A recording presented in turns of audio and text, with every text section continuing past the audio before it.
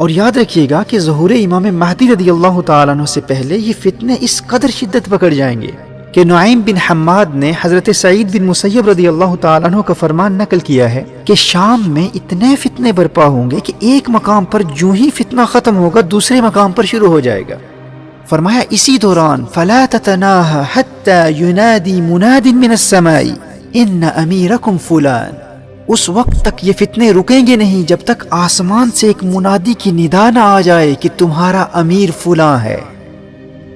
یعنی امام مہدی رضی اللہ تعالیٰ عنہ کی آمد ہو چکی ہے، ان کا ظہور ہو چکا ہے۔ یہ حدیث نعیم بن حماد کی کتاب الفتن میں ہے جو امام بخاری اور امام مسلم کے استاذ ہیں۔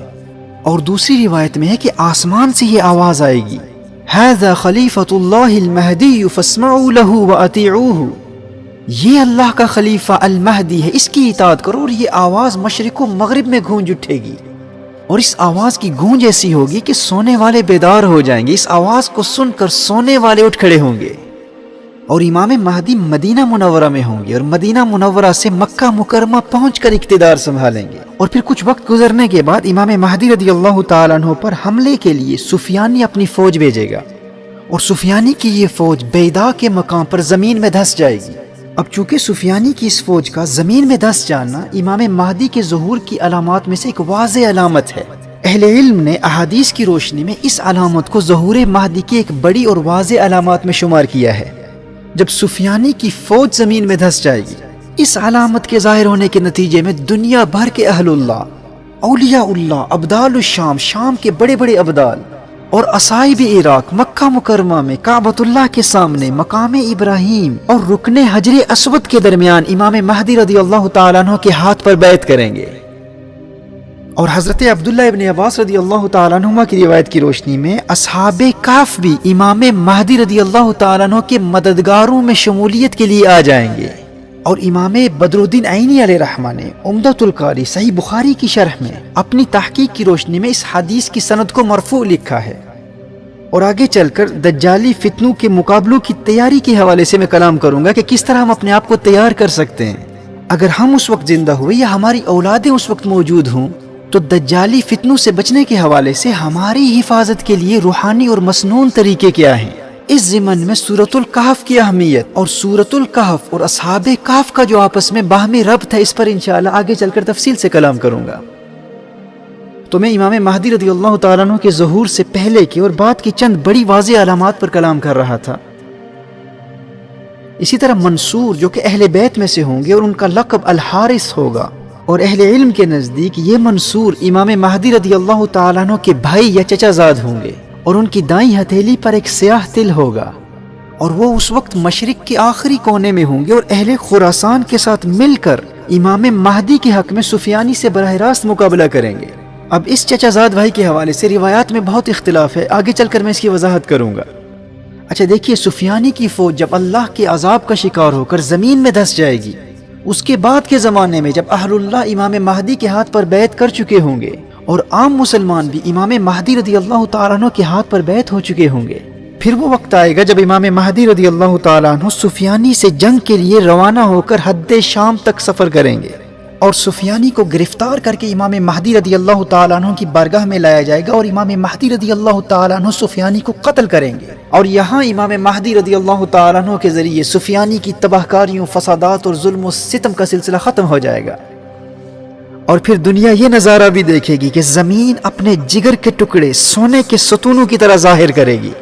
کعبۃ اللہ میں جو خزانہ مدفون ہے، امام مہدی رضی اللہ تعالیٰ عنہ اسے نکال کر فی سبیل اللہ تقسیم کریں گے۔ امام مہدی کثرت سے لوگوں میں سونا اور چاندی تقسیم کریں گے، اور لوگ اس قدر دولت مند ہو جائیں گے کہ کسی کو کسی چیز کی حاجت نہیں ہوگی۔ عوام میں استغنا اور بے نیازی اور زمین کی برکات کا عالم یہ ہوگا کہ خشک لکڑی خشک زمین میں بوئی جائے گی تو وہ سبز ٹہنی بن کر پتوں سمیت نمودار ہوگی، اور مال و دولت کی کثرت و فراوانی اور مسلم دنیا کی اکانومی کی عروج کا عالم یہ ہوگا کہ زندہ لوگوں کی یہ تمنا ہوگی کہ کاش وہ لوگ جو تنگی کے زمانے میں دنیا سے چل بسے آج وہ زندہ ہوتے اور اس منظر کو دیکھ لیتے۔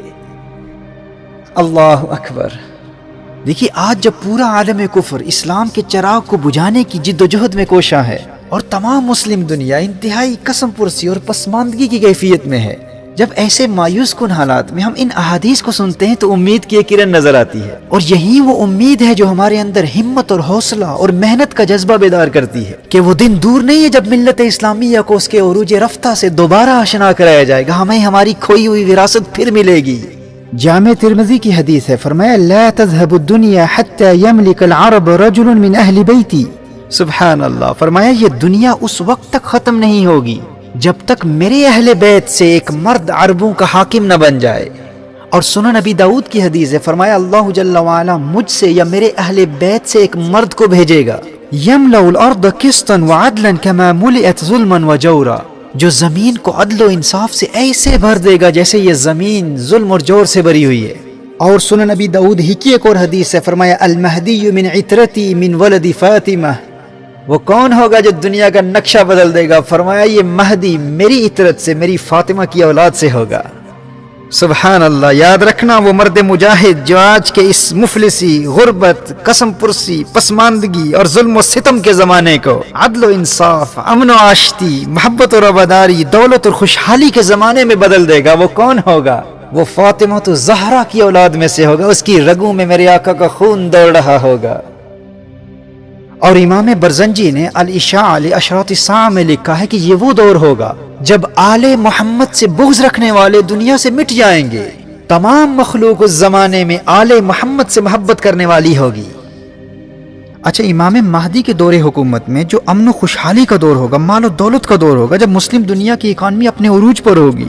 جس میں وہ کثرت سے سونا اور چاندی تقسیم کریں گے، یہ خوشحالی کا زمانہ انہی 7 سالوں میں ہوگا جو الملحمۃ الکبریٰ سے پہلے ہوں گے۔ یعنی یہ وقت اس سب سے بڑی عالمی جنگ، اس آرمگیڈن سے پہلے آئے گا۔